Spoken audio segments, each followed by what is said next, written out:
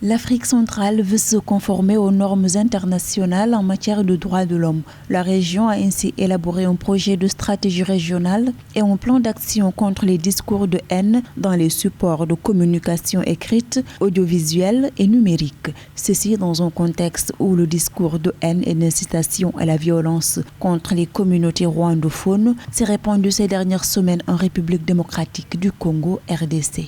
Ce projet qui porte sur la stratégie régionale et le plan d'action contre les discours de haine est vraiment ce qu'il fallait pour justement éviter que les moindres conflits, les moindres altercations se transforment en grands conflits et même souvent en guerre civile parce que justement les gens ne se donnent pas de limites.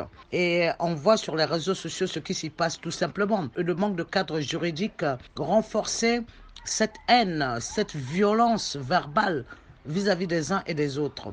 L'Organisation des Nations Unies a salué l'adoption de ce projet de stratégie et de plan d'action, soulignant qu'il s'agit d'une importante initiative pour le vivre ensemble dans les pays de l'Afrique centrale. L'organisation internationale s'engage alors à accompagner sa mise en œuvre.